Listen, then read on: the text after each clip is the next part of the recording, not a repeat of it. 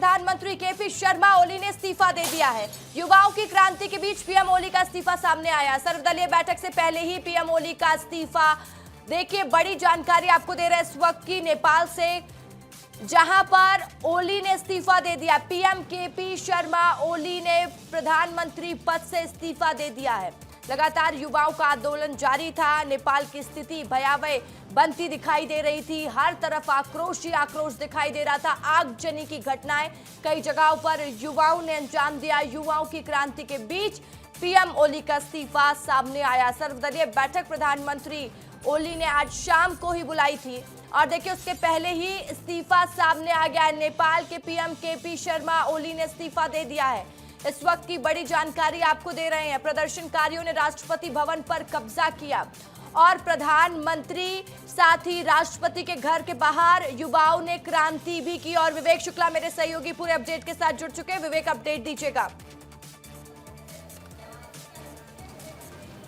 देखिए रशिका, इस पूरे मामले को लेकर देखें तो कल से इस विद्रोह की शुरुआत हुई थी। कल से नेपाल की सड़कों पर जो है नेपाल के तमाम, जिसे जेनजी कहा जा रहा था, युवा पीढ़ी बाहर आती है और 26 सोशल मीडिया साइट पर बैन के बाद ये विद्रोह की आग लगती है और ये विद्रोह शुरू होता है। हिंसा भड़कती है, नाराजगी सामने आती है और संसद परिसर में नेपाल के युवा घुसने की कोशिश करते हैं। इस फायरिंग होती है, 19 लोगों की जान चली जाती है। लेकिन इन सबके बीच आज का दिन पूरा इस्तीफे का रहा है। हम देख रहे थे सुबह से लगातार एक के बाद एक बैक टू बैक जो है इस्तीफे दिए जा रहे थे और ये आज की सबसे बड़ी खबर है अंतर्राष्ट्रीय मामलों में कि नेपाल के पीएम केपी शर्मा ओली ने इस्तीफा दे दिया है।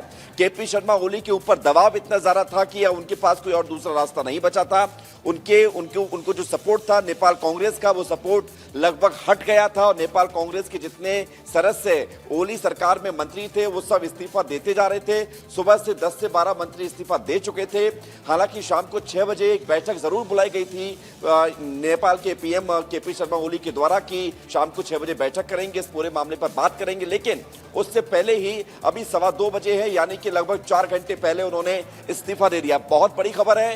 नेपाल में केपी शर्मा ओली ने अपने प्रधानमंत्री पद से इस्तीफा दे दिया है और यही मांग करते हुए वहां पर सड़कों पर लोग डटे हुए थे। देखिए, ये बात कैसे आगे बढ़ती है, ये चिंगारी कैसे भड़कती है, इसको समझना जरूरी है। नेपाल में हमने देखा था कि आज क्या क्या हुआ। आज राष्ट्रपति के निजी आवास में लोग घुस गए। जो प्रदर्शनकारी थे वो तोड़फोड़ करना शुरू कर देते हैं। कुछ ऐसी तस्वीर श्रीलंका में सामने आई थी 2022 के आसपास। और उसके बाद आप देखें कि आज नेपाल में ये दबाव था। नेपाल कांग्रेस के द्वारा कह दिया गया था कि अगर आप इस्तीफा नहीं देते हैं तो समर्थन वापस ले लेंगे। आज सर्वदलीय बैठक बुलाई गई थी लेकिन वो बैठक होती ही नहीं क्योंकि कोई आना नहीं चाह रहा था। ये दबाव बना, इतना प्रेशर बना कि केपी शर्मा ओली के अलावा कि उनके पास इसके अलावा कोई और दूसरा रास्ता नहीं बचा। उन्होंने इस्तीफा दे दिया है। संसद भवन में प्रदर्शनकारियों ने आग लगाई थी। लेकिन अब देखना ये जरूरी है कि इस्तीफा दे दिया है तो क्या इसके बाद वहां पर जो भड़की हुई हिंसा है वो शांत हो जाती है, जो युवाओं की नाराजगी है, जो जेनजी की प्रतिक्रिया है वो ठंडी पड़ती है, नहीं पड़ती? क्योंकि उनकी मांग कल ही मान ली गई थी। कल ही जो सोशल मीडिया पर बैन लगा था उसको हटा दिया गया था। लेकिन उसके बावजूद भी आज भी हिंसा भड़कती रही, प्रदर्शनकारी हिंसा करते रहे। तब ऐसे में माना जा रहा था कि लगातार इस पूरे मामले को लेकर नेपाल सरकार कुछ बड़ा कदम उठा सकती है। तो नेपाल सरकार के पास कोई रास्ता था नहीं, केपी शर्मा ओली के पास कोई रास्ता था नहीं। आज उनके दुबई जाने की भी खबर सामने आई थी। खबर ये भी सामने आई थी कि सेना का प्लेन तैयार है, वो दुबई जा सकते हैं इलाज कराने के बहाने। तब ऐसे में जहां पर इतने विद्रोहकारी इकट्ठा हो जाते हैं, प्रदर्शनकारी इकट्ठा हो जाते हैं, वो लगातार प्रदर्शन करते हैं और इस तरह से प्रदर्शन जब शुरुआत हो जाती है तो 24 घंटे में नेपाल में बहुत कुछ बदला है रस्का। इन 24 घंटे में खूब प्रदर्शन हुआ, सड़कों पर आगजनी हुई, पत्थरबाजी हुई, टीयर गैस के गोले छोड़े गए पुलिस के द्वारा ताकि भीड़ को तितर-बितर किया जाए। लेकिन जब हालात नहीं संभले तो उसके बाद कोशिशें की गई कर्फ्यू लगाने की। काठमांडू में कर्फ्यू है, फिर भी हालात नहीं संभले तो उसके बाद फिर नेपाल के प्रधानमंत्री ने इस्तीफा दे दिया है और यही आखिरी रास्ता था इस हिंसा को शांत करने के लिए, नेपाल को शांत करने के लिए, और वही रास्ता अपनाया गया है। लेकिन अब देखना होगा कि अगली सरकार वहां पर किसकी बनती है। क्या मध्यावधि चुनाव होंगे, यानी कि दोबारा से चुनाव होंगे, या फिर जोड़ तोड़ वाली सरकार फिर से बनती है, या कोई नया प्रधानमंत्री सामने आता है। फिलहाल ये बहुत बड़ी खबर है, नेपाल की संसद को जला दिया गया है। खबर ये भी सामने आ रही है पीएम ओली ने अपना पद छोड़ दिया है, इस्तीफा दे दिया है।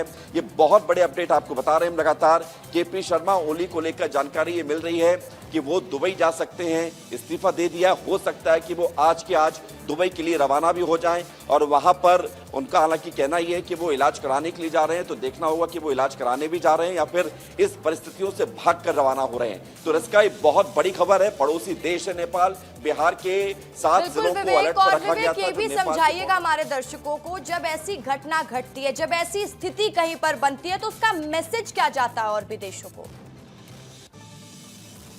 देखिए, मैसेज साफ है। नेपाल में सरकार की मनमानी और वहां पर नेपोटिज्म को लेकर जो युवा पीढ़ी है वो आरोप लगा रहे हैं कि उनको मौका नहीं मिल रहा है। जो वहां पर मंत्री हैं, बड़े रसूखदार लोग हैं, वो अपने बच्चों को बड़े बड़े पदों पर बैठा रहे हैं। बेरोजगारी वहां पर है, बेरोजगारी के चलते युवाओं की नाराजगी है। तो ये मैसेज साफ है कि जो सरकारें अपने देश के युवाओं की बात नहीं सुनेंगी, जो सरकारें अपने देश के युवाओं का ख्याल नहीं रखेंगी, उन सरकारों को ऐसी परिस्थितियों का सामना करना पड़ेगा। आर्थिक स्थिति बहुत बड़ी चुनौती होती है।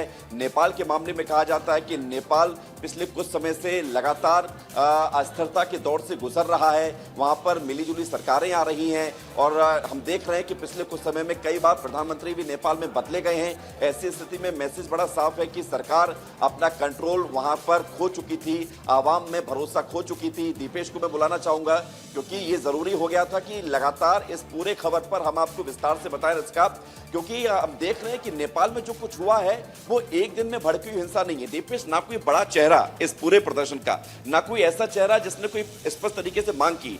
सोशल मीडिया ऐप बैन को लेकर ये चिंगारी उठी, उसके बाद पीएम ने इस्तीफा दे दिया। देखिए, सिर्फ सोशल मीडिया नहीं विवेक, इसके पीछे बहुत बड़ा रीजन था और वो आपको सबको पता है कि कैसे नेपाल में भ्रष्टाचार बहुत बड़ा विषय बन गया था। सरकार में लगातार नाराजगी युवाओं की हो रही थी और वो सबसे बड़ा कारण था कि इस तरह का उपद्रव देखने को मिला। लेकिन अब क्या हो रहा है? अब ये हो चुका है कि नेपाल जो है वो नेतृत्व विहीन हो चुका है। नेतृत्व विहीन होने के पीछे की अब जो बड़ी वजह है कि यहाँ इस जो प्रोटेस्ट को उसको कैसे कंट्रोल किया जाएगा। क्या सेना अपने कंट्रोल में सब कुछ लेने वाली है? क्या दूसरे राजनीतिक दल सामने आएंगे? अब इस तरह की स्थितियां जो है वो देखने को मिलने वाली है।